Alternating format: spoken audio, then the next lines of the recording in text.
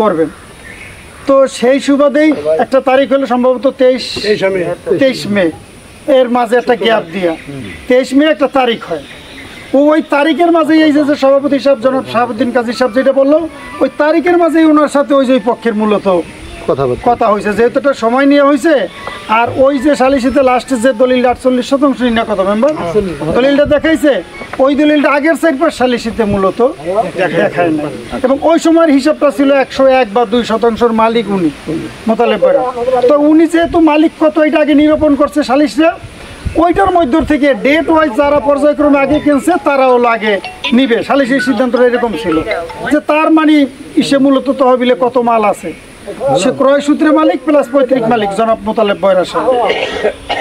তো তার থেকে হলো ভাবি, তার থেকে হলো শামসু ইত্যাদি গং এরা হলো কিনছে। ওইভাবেই বিভিন্ন সময় হয়েছে।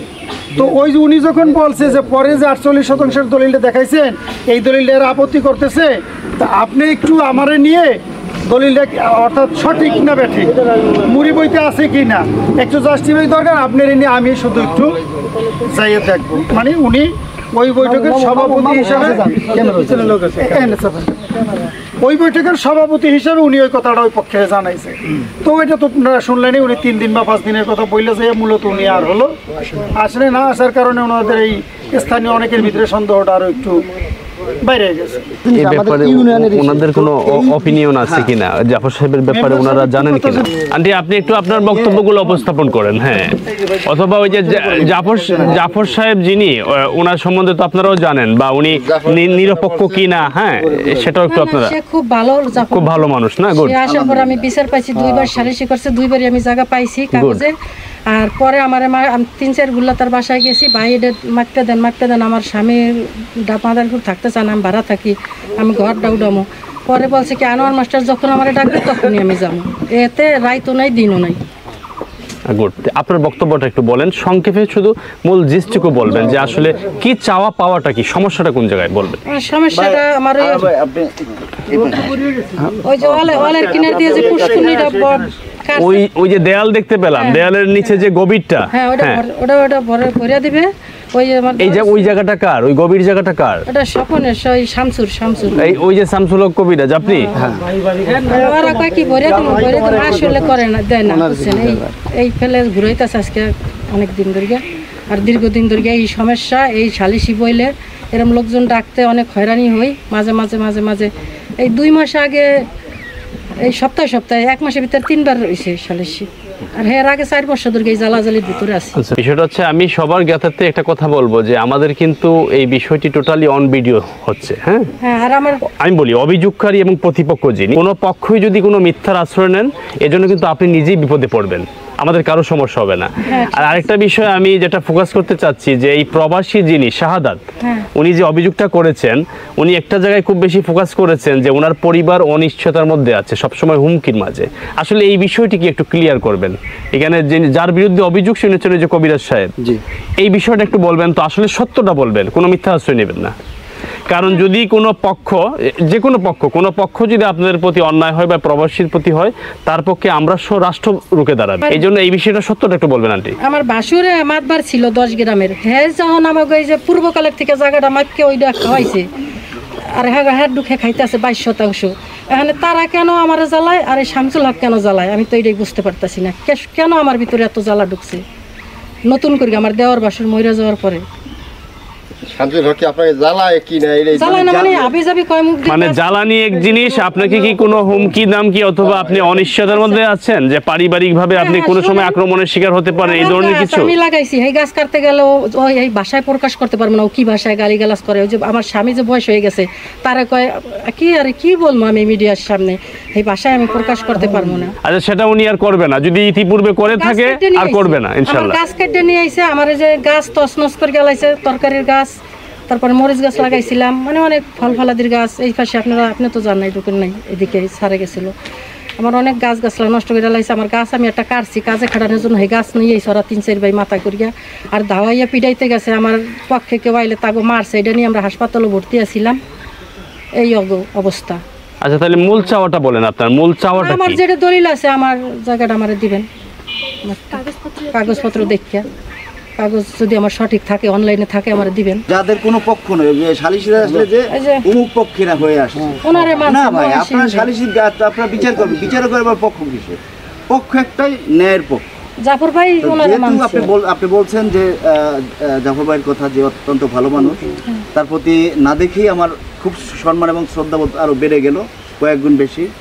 এমনিতেই সম্মান শ্রদ্ধা আছে যেহেতু উনি একজন সম্মানী ব্যক্তি। তো ওনার সমন্বয়ে আমরা আরেকটা তারিখ করে সেই তারিখে এটা পূর্ণাঙ্গ সমাধানে যাব, এই অঙ্গীকার কি আমরা ব্যক্ত করতে পারি কিনা? এটা কি আপনাদের সকলের সহমত আছে? কথাটা বুঝছেন আন্টি, বুঝতে পারছেন? দ্বিতীয় এতে আপনার মতামত আছে? ওই তারিখের পর আর কোনো তারিখ নেই। ওই তারিখে ইনশাআল্লাহ ভাই এসে একবারে সব নির্মূলে একবারে সমাধান দিয়ে দিবেন। এবং সেই লক্ষ্যে আমরা যাবতীয় যা কিছু করণীয় 80 ভাগ 90 ভাগ যেটাই দরকার সেটা আমরা আজকে এগিয়ে রাখবো। এখানে সবাই যারা আছে তাদেরকে সবাইকে আসসালামু আলাইকুম। আপনি যেই ডেটটা দিছেন আর কি যে সমাধানের আসবে, এই গত 2-4 দিন আগে আমার শ্বশুর একা বাড়িতে ছিল, তখন বাড়ির উপরে মানে আমাদের ঘরের উপরে চাঙা লাগানো হয়েছে, কিন্তু ঈদ মানে আমরা নিশ্চিত না কারা লাগাইছে, কিন্তু আমাদের ভিতরটাতেই থাকতে পারে যারা আমার বিপক্ষ তারা হয়তো লাগাইছে, কিন্তু আমাদের কোনো প্রুফ বা প্রমাণ নাই, কিন্তু এরকম জানি না হয় সামনে তখন আমরা ভয়তে বাড়িতে থাকতে পারি না, মাঝে মাঝে ইট লাগাই। ঠিক আছে। তারপর যে ঘেরটা আছে ওইটার ভিতরে অনেকবার লাথি মারা হয়েছে, কিন্তু আমাদের কোনো প্রমাণ নাই যে কে দিছে বা কারা দিছে। আর যে জায়গার ভিতরে যে আমাদের যে জায়গা আছে, আমাদের এই কাগজপত্রে যেইটুকু আছে আমরা ওইটুকুই চাই, ওই থেকে বেশি আমাদের চাই না। যদি না থাকে তাহলে আমাদের দিয়েন না এরকম, কিন্তু আমার এই অত্যাচারের থেকে আমরা ভালো থাকতে চাই। মোট কথা ওনার কথা সারমর্ম হচ্ছে এই, ওনাদের সাথে ফৌজদারি টাইপের অপরাধ প্রবণতা ওনাদের উপরে চলমান রয়েছে। এটা আপনি এবং আপনি এই তারপরে যখন দুজনের কাছ থেকে আমরা চাচ্ছি যে ওনাদের নিরাপত্তা প্রথম, যাতে করে ওনারা কোনো ধরনের কোনো হ্যারাসমেন্টের শিকার নয়, যে ঘরে ইট মারা, ওনাদেরকে গেটে লাথি মারা, অর্থাৎ আমি ওখানে রিপিট কোনো কথা বলি এবং সেখান থেকে ফৌজদারি যে অপরাধের সেই বিষয়টা শুরু হোক। আসলে এই সালিশটা কয়েকবার হয়েছে, এই সালিশিতে আমি কয়েকবার ছিলাম। আমার দুনিয়া ভাবিও আমাকে বলছে আর এরাও আমাকে বলছে, আমরা কতিপয় লোক এখানে উপস্থিত হয়েছি। সর্বশেষ যে সালিশটা হলো সেটা হলো 1-3-2025, যেটা আমাদের সম্মানিত অ্যাডভোকেট জাফর মিয়া থাকার কথা ছিল। ওই দিনেই এর আগের সালিশটা হয়ে গেছে 1-3-2025।